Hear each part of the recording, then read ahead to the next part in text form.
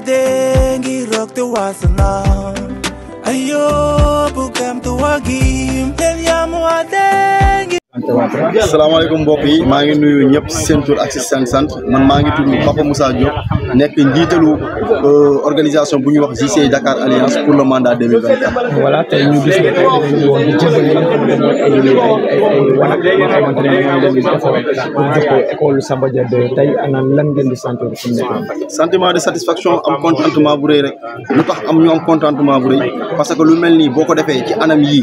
tey jii nii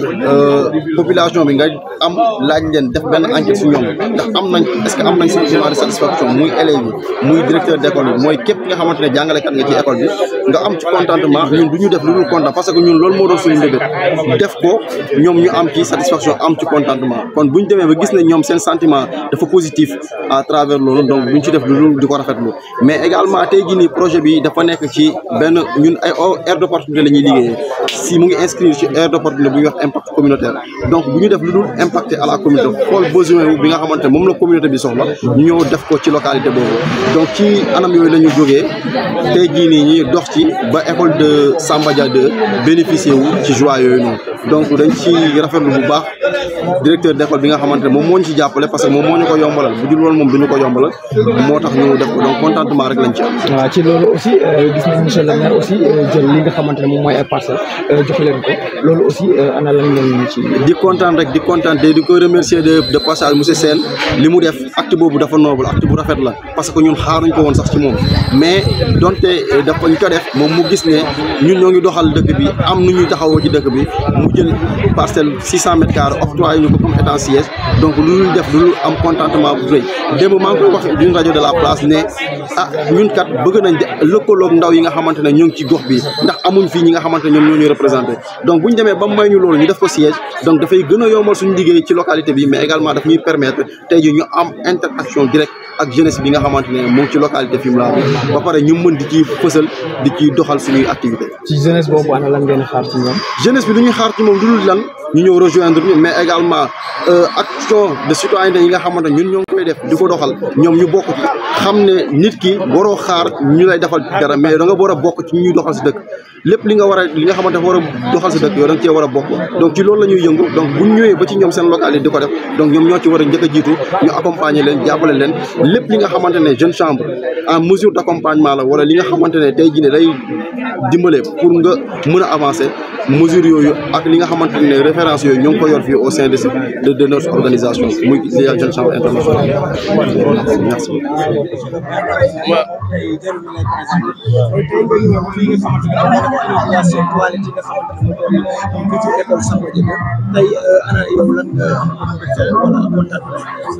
mbégte bu rëy laa am tey wax dëgg yàlla gis ay xale yu góor ay jeunes yoo xam ne ay sénégalais lañ ñëw fii Samba Dia comme sama commune ñu ñëw fekk def ci loo xam ne ñu ñoo ko waroon def loolu wane na ne Sénégal benn bopp la ñii li ñu war a booy ñaanal leen ndax li ñu def dafa rafet xam nga Sénégal yaatu na Samba Dia mooy seen première action lu ñu mos a lu ñu njëkk a def loolu xam nga lu daw yaram la mu nekk chance bu rëy boo xamante ne ni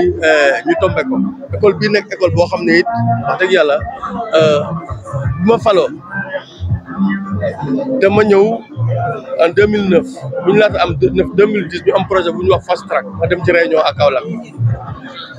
ci réunion bi alors je me suis ñu may ñu 9 salles de classe bu ñu joxee 9 salles de classe ñu xool naka la ñuy def il fallait ma def répartition mais il fallait que ma bañ a juum inspection wax ma Samba Dia ni muy màggee en termes de scolarité ak école de nu mu xate donc sur les 9 salles de classe 6 salles yi ñu salle de classe ñu indi ko Samba Dia école 1 école 2 mais biñ ko indee mu indi woon ay jafe-jafe parce que école 1 dafa xatoon il fallait pour ñu jéem a tojaat ay classe def ma gis ne loolu mënul nekk ñu waxtaan ñu ci tabasit bi ma ñëw regroupé parents d'élèves yi regroupé ñoom ñi nga xam ne ñoom moom terrain ñoom ji jarab waxtaan ak ñoom naxante ak ñoom ak ñoom kaasu mag ñëpp jàpp ci ba ñu jox ma fii ci laa def 6 salles de classe ak bloc administratif classe ba la ñu équipé ko 28 tables banc année bi dellusiwaat la sur mu amaat jafe-jafe ma réanté waat indiwaat leen yeneen ñaari salle de classe loolu clôturel leen école bi donc école bi sama bébé la ba pare yàlla def aussi mu am directeur bu baax ñu nangoo sonn ci Samba Dia ñu nangoo liggéey mu ngi seen liggéey moo tax vraiment sama xol dafa sedd ci lii mérité na lii. ci loolu aussi ñu gis ne li nga xamante ne ñoom ñoo initié projet toilette yi mu nekk les jeunes chambres internationales ñooñu aussi dig nga leen ne di nga leen defal benn siège fii loolu aussi am lan nga ci ñu jox comme xibaar. waaw parce que avant may wax dama leen laaj d'abord ñoom ñu ne fii mooy première action bi ñu mës a sorti bi ñu njëkk a defagum pour implanter dara ma xam ne li ma war mooy comme doomu gox bi la ma profité ci fexe Samba Dia siège bu nekk seen siège nekk fii Samba Dia parce que seen siège bu nekkee Samba Dia dinañ jëriñ localité mais dinañ wàll jëriñ ñeneen localité loolu mooy opportunité bu ma ci am xam ne c'est bien possible parce que am na 2 terrains yoo xam ne mu ngi fii yoo xam ne mun nañ dinañ ko jox parce que njëriñ lay indi parce que boo nekkee mais da ngay tëddee njaaxaan nañ boo gisee opportunité da nga ko exploité ci biir loolu bailleur bi si boppam ñaanat na beneen terrain pour def fi siège xam loolu waxtaan na ci ak sama adjoint ne ko aussi dañ ko implanté fi loolu ça sera une opportunité pour la zone loolu mooy suñu rôle vraiment may kontaan ci loolu nag ndax lii moom mbégte la ak chance. voilà ci loolu aussi ñu nekk ay jeunes yoo xamante ne tey yu am engagement lañ ana yeneen jeunes yi nga xamante ne ñoom ñoo nekk ci au niveau du commune tey boo leen doon lancer message aussi loolu ñooñu lan nga leen di dénk. li ma leen di ñooñu li ma leen dénk mooy commune maire dañ koy gunge ndax maire jógoo ci asamaan nekk li mu nekk te yàlla defoon na ko dëmb avant tey te li ñu war mooy suñu commune lañ am. du dëgg dañoo war a fexe ñu fexe ba suñu commune dem ci kanam kër képp ku fiy zone di yeewoo ci commune bi sama devoir mooy ma talal la man du ma tànkam lu kenn du dëgg pour que ñu ànd xool naka la ñu mun a liggéeyee suñu commune loolu moo ci am solo affaire parti dañ koy teg fan développement bu jotee ñu def ko élection bu jotee nag mu neex nga samp sa uti du dëgg mais li am solo mooy maire suñ ko falee dañ koy gunge mais doo ko yurndu di wax loo xamante ne nii aussi am na bopp ak amul genn amul sens ça n'a pas de sens parce que loolu teguñu fi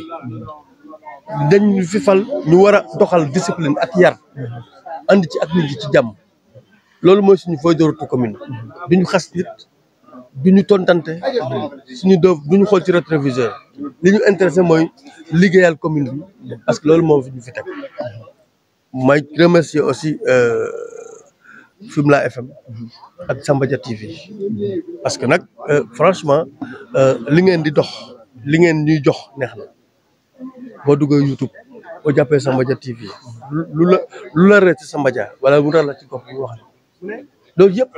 évolution la parce que loolu amul foon kon réew maa ngi dox ñeen itam ñu ngi leen di ñaanal ngeen am ay promotion ñun de notre côté aussi. man maa ngi tudd Ousseynou Gueye nekk directeur école élémentaire Samba Dia 2 ci commune Fimela. tey ñu fekkee li nga xamante ne moom moo nekkoon waa JCI ñu ñëwoon tey pour jëbal leen li nga xam ne moom mooy ay toilettes ana yéen lan ban seen mbégte fan la toll tey. voilà donc loolu mbégte bi mënuñu ko exprimer mënuñ koo wax parce que mbégte bu rëy la parce que boo nekkee directeur école nga am ay jafe-jafe ay nit jóge ba Dakar xamuñu fi mosuñu fee kii ñëw jàppale la ci fànn boobu donc dañuy def lu mooy di leen sant di leen gërëm mais également di fësal suñu mbégte ak suñu kontante.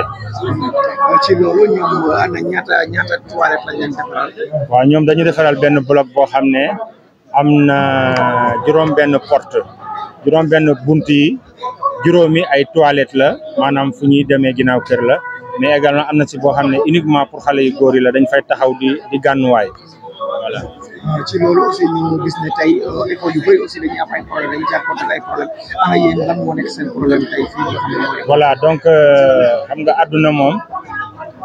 le propre maanaam doomu aadama li koy denc ci kaw suuf mooy chaque jour bu xëyee suba ba ngoon ci ay régler problème lay am pour wax rek ne problème du ñàkk ci fànn boo feetee bon ñun nag wax dëgg yàlla sant nañ yàlla problème yi bari woon nañ départ bi mais avec jàppale bi ñu waa mairie di jàppale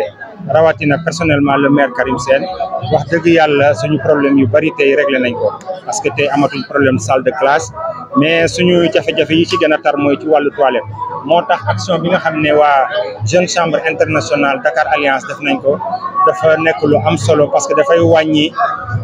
ñàkk a doyu toilette yi nga xam ne moo amoon ci suñu école waaw. ci loolu aussi ngeen soxla ay benn ratio bu xamante ne moom moo war a nekk ay nombre ci ay élèves. voilà parce que ñun tey suñu école dafa am juróomi téeméeri élèves ak fukk ak ñett te norme standard yi li ñu digle mooy benn toilette bu nekk pour ñaar fukki élèves ak juróom la kon bu ñu defee séddale bi gàtt waroon nañ am ñaar fukki toilette mais tey avec l'action de la donc ak jëf bi nga xam ne moom la ñu Jeune Chambre andil permettre na ñàkk a doy boobu daal di wàññeeku parce que manqué woon nañ 12 andil nañu 5 donc kon tey boo ko xoolee sax mun nañu wax ne peut-être ñoo ngi manqué ay 7 toilettes tey buñ ko amoon rek mun nañu wax ne Samba Dia au niveau toilette les normes seraient respectées. Merci. Monsieur le sous-préfet de la commune de Fimela, monsieur le maire de la commune de Fimela, madame le professeur du lycée Keur Samba Dia, monsieur, mesdames les membres de l'association Jeune Chambre Internationale Dakar Alliance, messieurs, mesdames les membres de CBN Afrique, monsieur le directeur de l'école Samba Dia 2, messieurs, mesdames les membres de l'équipe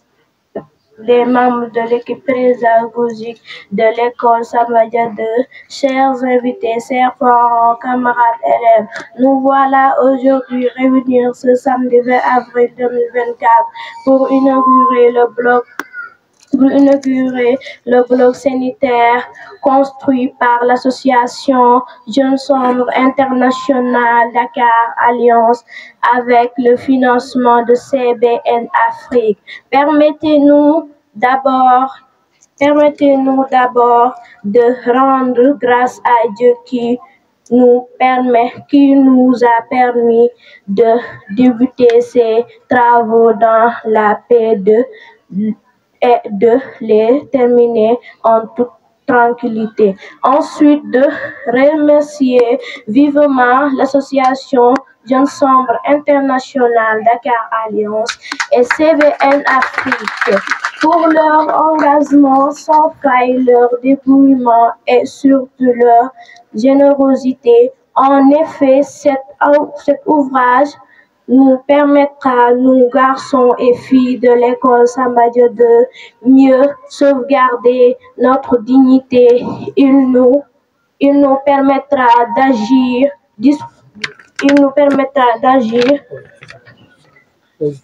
positivement dans le sens d'atteindre le ratio 25 élèves une toilette. Il nous permettra également de corriger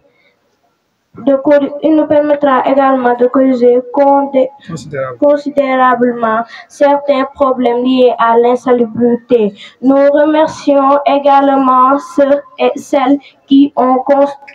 contribué près comme de loin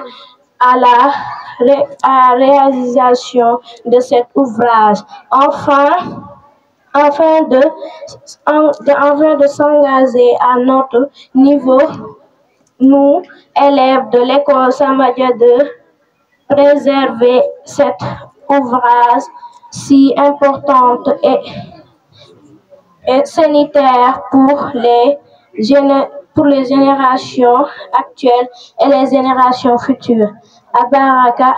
Djokandial, Djurudjef, Adjarama, merci. Cher monsieur le chef de village de Samba Dia, cher monsieur Oussienou Gueye, directeur de l'école Samba Dia 2, cher vice-président national assigné Daouda Niang, cher directeur de projet Ibrahima Konta,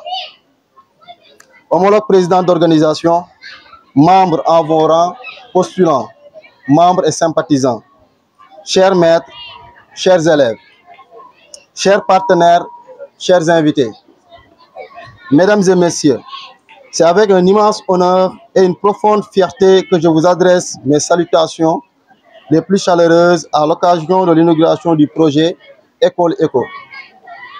La Jeune Chambre internationale incarne la vitalité d'une jeunesse engagée et soucieuse du bien-être de sa communauté. Nous sommes des jeunes âgés de 18 à 40 ans, animés par une flamme commune, celle de devenir des hommes et des femmes qui laissent une empreinte positive sur la société. La JCI Dakar Alliance a vu le jour en 2023, résultat d'un désir ardent de créer une organisation forte et soudée. Au cours des 20 dernières années, nous avons su relever les défis, impacter la communauté et contribuer à l'épanouissement de la jeunesse sénégalaise. Les initiatives de la JCI Dakar Alliance et les objectifs du développement durable de l'ONU partagent un objectif en commun, celui de bâtir un avenir meilleur pour chacun. À travers l'aide d'opportunité impact communautaire, nous développons des programmes qui ont pour but de prendre part la manière active à l'amélioration de la vie de la société dans laquelle les Sénégalaises évoluent. Considéré comme un enjeu de santé et de développement majeur, l'accès aux toilettes et au système d'assainissement est au cœur du 6e objectif du développement durable établi par l'ONU, à savoir garantir l'accès de tous les services d'alimentation en eau et d'assainissement, gérés de façon durable. L'accès aux toilettes étant un droit fondamental et non pas seulement un confort. En effet, l'absence ou l'insuffisance des toilettes en milieu scolaire impacte sur la santé et l'hygiène des enfants et leur scolarité à travers l'abstinence due aux maladies. La JCI Dakar Alliance, à travers le projet École Éco, s'aligne avec 7 ODD, 6, mais aussi l'ODD 4 pour une éducation de qualité. Ce projet a pour but aussi de construire les toilettes afin de viser à doter l'école de Samba Dia 2 de Fatick des toilettes et de former les jeunes élèves sur l'hygiène en milieu scolaire, afin de leur permettre de mieux prendre soin des toilettes de l'établissement.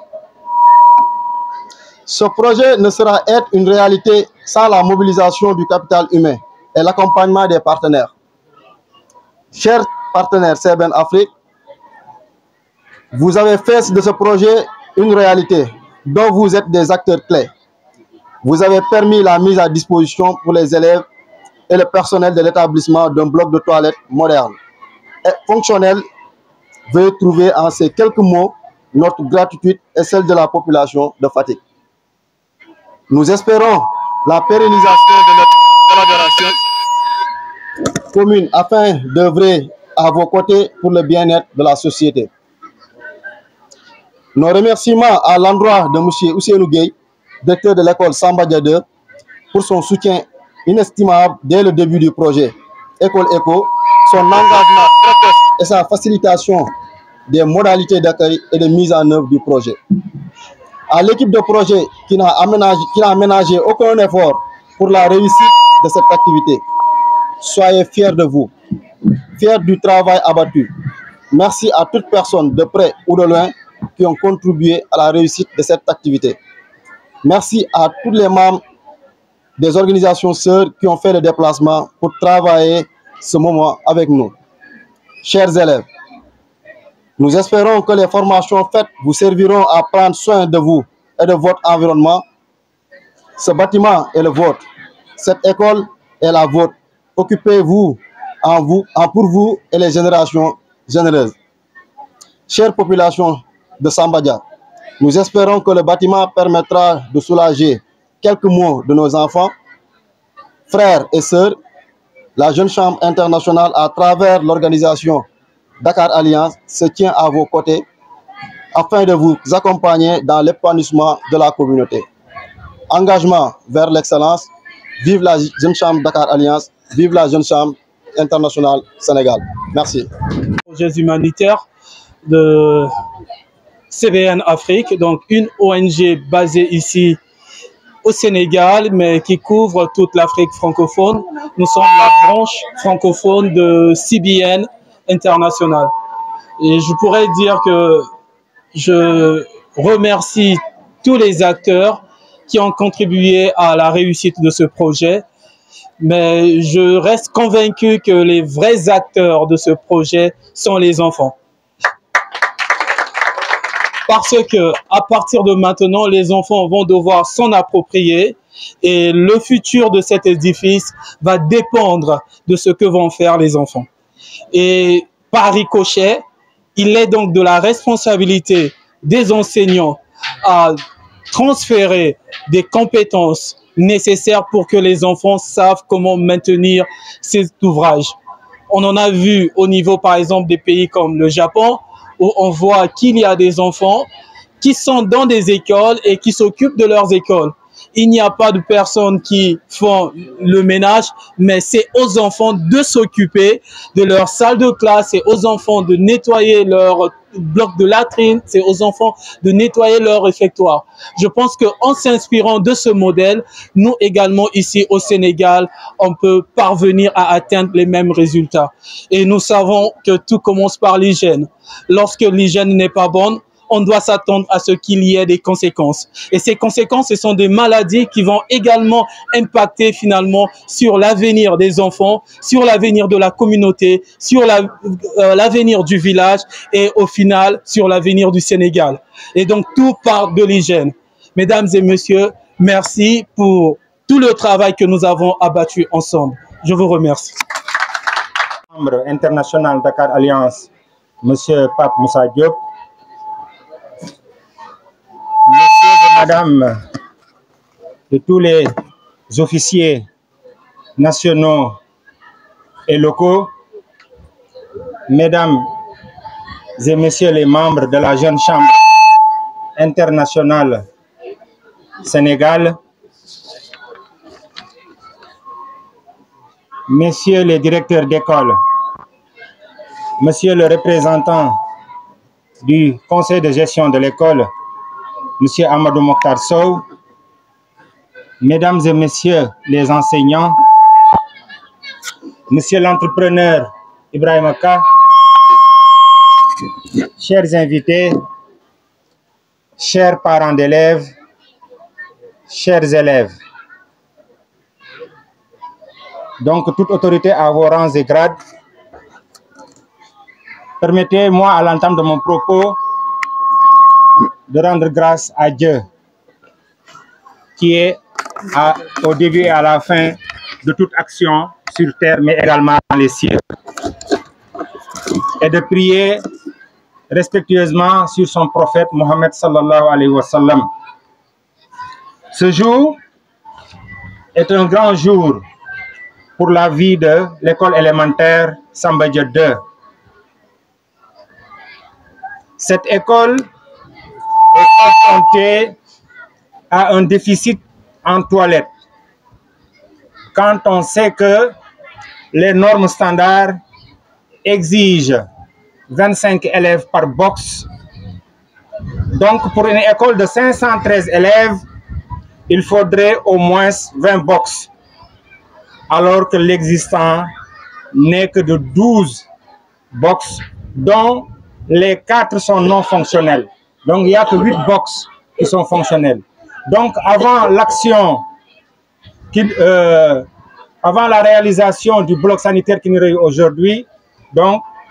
l'existant était de 8 box. Donc vous en conviendrez avec moi que le gap est énorme. Ainsi, la décision de la Jeune Chambre internationale Dakar Alliance de nous offrir un bloc sanitaire composé d'un urinoir de 5 boxes comprenant chacun un lavoir constitue un geste très fort, appréciable et largement apprécié pour réserver ce gap. Vous conviendrez avec moi que l'existence et la suffisance de toilettes dans une école jouent un rôle très important par rapport à l'hygiène des élèves quand on sait que dans une école élémentaire, on a des enfants qui sont des êtres très vulnérables. Donc, franchement, soyez remerciés et à travers vous, tous les acteurs qui vous ont accompagnés. Mais je ne saurais distinguer dans mes remerciements Madame Ly, qui aujourd'hui, en plus d'être l'intermédiaire, me tient aujourd'hui le micro pour que je puisse prononcer mon discours. En fait, comme niñ koy waxee lu am yàlla la mais yàlla du wàcc si Madame Ly bi ngeen gis nii mu taxaw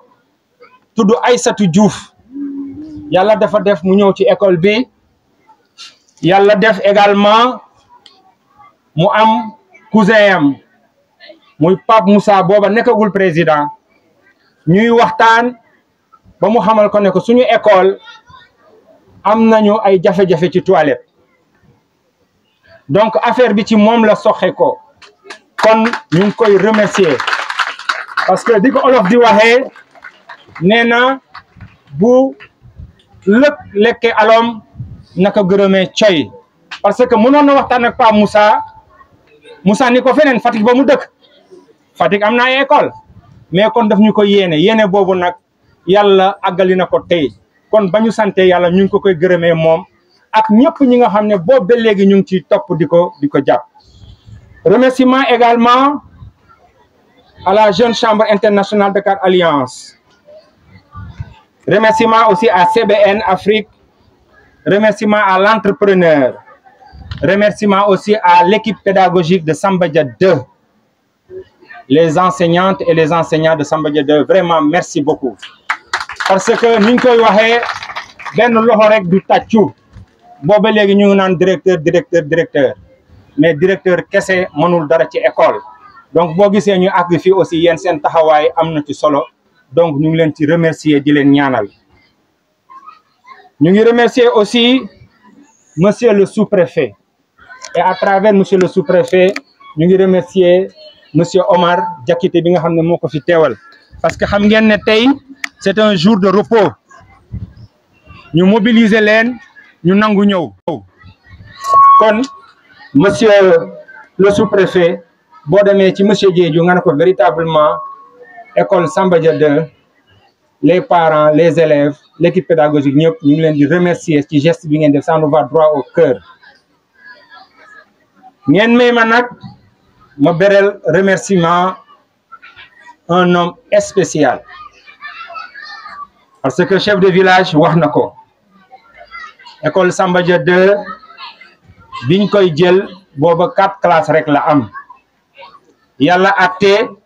ñu tàmbalee ci benn site boo xam ne moo nekkoon l'ancienne école du village mu nekkoon un site délabré ñu dem ba benn projet de construction de salle de classe ñëw pour Samba Dia 2 il s'est trouvé que site boobu dafa xatoon ils ont voulu commettre une même erreur bugg a toj classe yu màgget yi tabax fa mais site bi ñu ne leen nag l'histoire ne doit pas se répéter mënuñ def foofu école 1 ñu dem ba jamono mu xat ñu bëggoon fa def école 2 dafay xati rek monsieur le maire jàpp ci ñu waxtaan ak la famille Diarra waxtaan ak ay notable ba site bi ngeen nekk nii tey ñu am ko en 2010 biñ ko amee boobu ba léegi monsieur le maire bàyyiwuñu projet boobu c'était 3 classes, un bloc sanitaire pour Samba Dia 2, 3 classes pour Samba Dia 1. Mais en ce moment, à Samba Dia 1, il n'y avait pas de place pour construire ces 3 locaux. Alors, les autorités académiques ont voulu déplacer les 3 classes de Samba Dia 1. Monsieur le maire ne leen déedéet. Comme projet bi dafa ñëwoon pour Samba Dia, les 6 classes vont rester à Samba Dia. te booba on n'avait que 5 classes ce qui fait que bi classe yi pare amoon nañ un surplus d'une classe école bi manqué mur de clôture charrette yi di jaar fu ne jakarta yi di jaar fu ne monsieur le maire di jóg di daanu ba décrocher un financement de 10 millions ñu clôturer école bi. Samba Dia nekk dëkk bu mag école bi gaaw mag lool parce que l'école Samba Dia 2 a été créée en 2007 mais dès 2016 l'école est passée à 12 classes parce que village bi dayo population bi moo ni toll. Donc bi ñu amee 6 classes école bi di yokk ñu dem ba am jafe-jafe ay salle de classe monsieur le maire ne andiloon naa leen 6 classes tabaxal naa leen mur waaye duma leen bàyyi mu andil ñu 2 salles de classe yi ngeen di gis nii. kon ma ne kooku bu lii amee mu teew fi nit ñi teew fi il faut que ñu seede loolu c'est vrai que c'est son devoir mais ñu bëri xam nañ seen devoir te duñ ci jéem mais nag moom président et chef de village wax na ko sans compter les appuis ponctuels lu ñuy def à travers dotation fourniture chaque année ñun suñu école comme dañoo xaw a sakkan des fois dañuy dépasser une valeur de 1 million par année loolu yëpp c'est grâce à la mairie te bu ñu waxee mairie c'est le maire donc pour tous ces gestes ak lépp lu nga xam ne xëy na fàtte naa ko te mënuma ko wax fii ñu ngi lay sant di la gërëm di la ñaanal yàlla li nga bëgg ci sa mairie yal na la ko yàlla yombalal li nga bëgg ci sa bopp ci sa famille yal na la ko yàlla yombalal mais également su ma waxee monsieur le maire foog ma wax sama jarbaat sama xarit muy première adjointe soxna Soli moom aussi su ma gërëmee monsieur le maire te gërëmuma ko ma xam ne du ma gor parce que yàlla nit ki lu mu ko jox rek nangul ko yàlla boole na ko ak maire waaye tamit mu nekk koo xam ne ku ñàkk ki ñaan la président et chef de village wax na ko mu nekk ku taxawu Samba Dia ku bëgg Samba Dia mais également ku taxawu commune bi kon soxna yow tamit sa taxawaay ci dëkk bi ci commune bi ñu ngi koy rafetlu di la sant di la gërëm. ngeen may ma également ma remercier le représentant du chef de village ñaani mu ñaan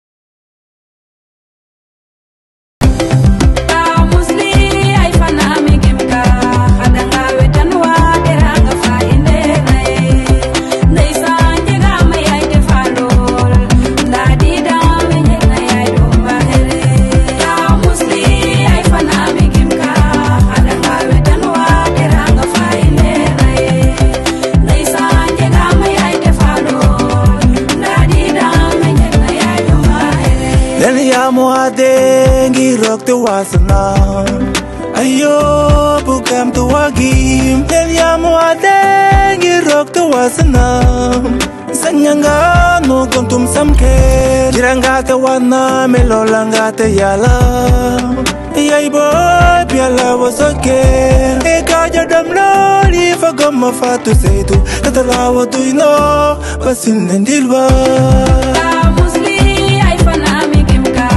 adanga wetanwa teranga fainde ndeysaan jega ma yaay te falol ndadi dama jegna yaay do bahere musli ay fanami kimka adanga wetanwa teranga fainde ndeysaan jega ma yaay te falol ndadi dama jegna yaay do bahere yawo adoko falak tok fo alang ñaan fu yengule yaado ya xam tuleer wasila malaka u serigne